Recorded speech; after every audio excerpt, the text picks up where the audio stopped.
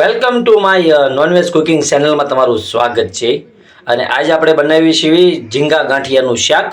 અને જો કેવું મસ્ત અને મજેદાર બન્યું છે ને ક્રીમ નાખી છે આપણે, અને એકદમ જોરદાર બન્યું છે અને ટેસ્ટ બહુ જોરદાર છે. તો કઈ રીતે બનાવવાની રેસીપી કઈ રીતે બનાવવાની હોય સાદું અને સિમ્પલ રીતે, અને સુકલ ઝીંગા એટલે હુકવણી ઝીંગાની તો કઈ રીતે બને છે તો મિત્રો આપણે આ છે સુકલ ઝીંગા, તમે જોઈ શકો છો. સુકલ ઝીંગા છે અને હારે ગાંઠિયા છે, ડુંગળી અને ટમેટા છે. તો આપણે સુકલ ઝીંગા ગાંઠિયાનું શાક બનાવવાનું છે અને બહુ મસ્ત મજેદાર હાવ દેશી સ્ટાઇલમાં બનાવવાનું છે. તો કેવું બને છે તો એ જોવા માટે મિત્રો વિડીયો પૂરેપૂરો જોઈજો રેસીપી. તો આ મિત્રો આપણે છે, અને તમને જરાક થતું હોય છે કે ભાઈ કલર કર્યો તો તે હાથ રહી ગયા છે, બગડ્યા છે, ઉઘડ્યા છે એટલે.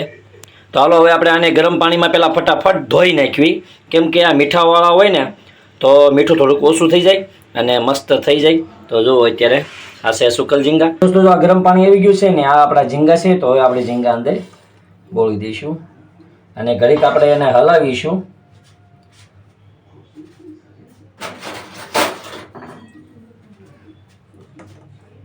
ઘડીક આપણે અંદર હલાવીશું તો જે મીઠું હોય અને એકદમ સાફ થઈ જાય હરેક ઝીંગા. તો ચાલો મિત્રો, જો આપણે ઝીંગા સાફ કરી નાખ્યા છે, 2 વખત પાણી આપણે સાફ કર્યા છે.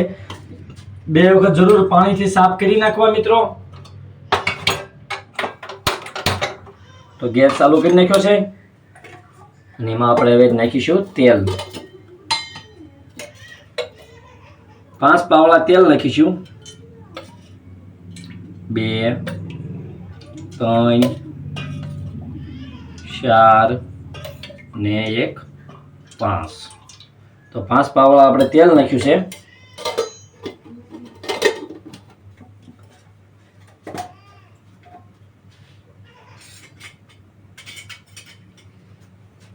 તો તેલ આવી જાય એટલે પછી આપણે નાખવાના છે કાંદા. તો જો મિત્રો આ છે કાંદા. તો તેલ આવી જાય એટલે કાંદા નાખવાના છે. આપણે ભાઈ ગરમ મસાલો વાપરતા નથી, એટલે એ માટે ખડા મસાલા આપણે નાખતા નથી. તો તેલ આવી ગયું છે, તો હવે આપણે એડ કરીશું કાંદા.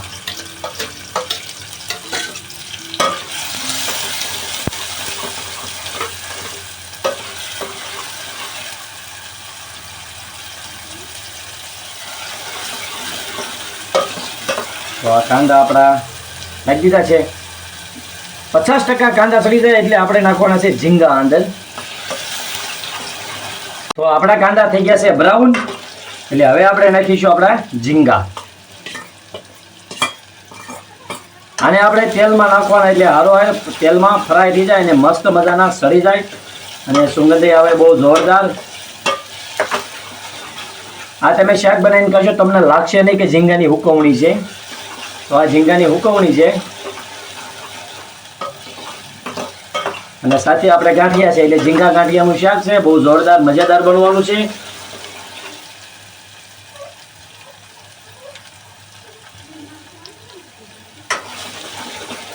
ખાલી 10 મિનિટની રેસીપી છે. 10 મિનિટમાં તમારું શાક થઈ જાય છે તૈયાર. તો હવે આપણે તેલમાં એટલા ફ્રાય થઈ ગયા છે. હવે આપણે નાખીશું ટામેટા.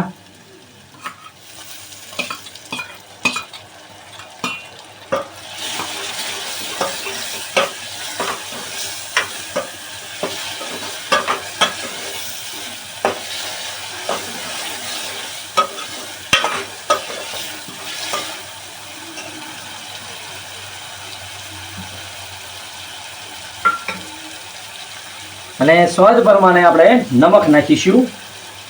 તમે જેવું ખાતા હો એ પ્રમાણે તમે નમક નાખી શકો છો.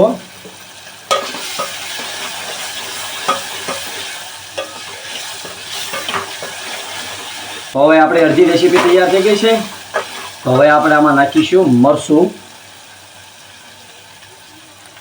આપણે અત્યારે 1.5 ચમચ મરચું નાખીશું. હવે આપણે થોડુંક તીખું છે મરચું, એ માટે થોડુંક ધાણા જીરું નાખીશું અને એક થોડીક આપણે હળદર નાખીશું. જે પ્રમાણે તમે તીખું ખાઈ શકતા હો એ પ્રમાણે વસ્તુ નાખવાનું.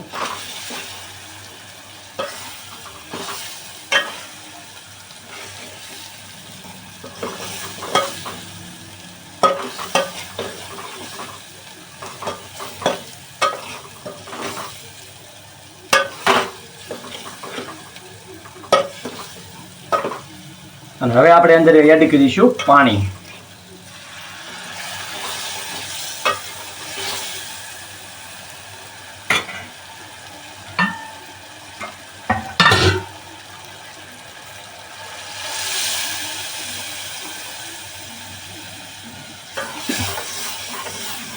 એક ગ્લાસ પાણી એડ કર્યું છે અને આપણી રેસીપી જો અત્યારે તૈયાર થઈ ગઈ છે. તો કેવી મસ્ત મજાનું અત્યારે આપણા ઝીંગાનું શાક લાગે છે, ઝીંગા ગાંઠિયાનું. અને હવે આપણે વાંયથી આપણે એડ કરવાનું છે ગાંઠિયા. તો પહેલાં આપણે ચેક કરવાનું કે આપણું ઝીંગું સડી ગયું છે કે નહીં. હા, તો આપણું ઝીંગું સડી ગયું છે. તો હવે આપણે એડ કરીશું અંદર ગાંઠિયા.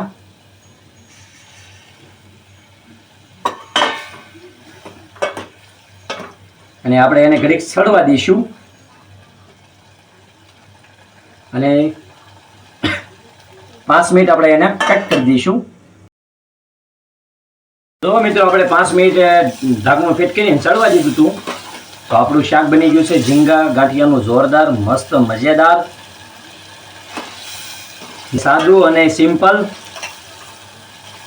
તો તમે જોઈ શકો છો કે કેવું મસ્ત અને મજેદાર બની ગયું છે આપણું ઝીંગા ગાંઠિયાનું શાક. સારું, હાલો મિત્રો, આ રેસીપીને કેવી લાગી તો જરૂર કોમેન્ટ કરજો. અને હવે આપણે એને ઉતારી લેવાનું છે અને મસ્ત મજેદાર બની ગયું છે. તમે જોઈ શકો છો કે કેવું મસ્ત અને મજેદાર બની ગયું છે. તો સારું, હાલો મિત્રો, આ રેસીપીને કેવી લાગી જરૂર કોમેન્ટ કરજો અને અમારા વિડીયોને જરૂર એક લાઈક કરજો.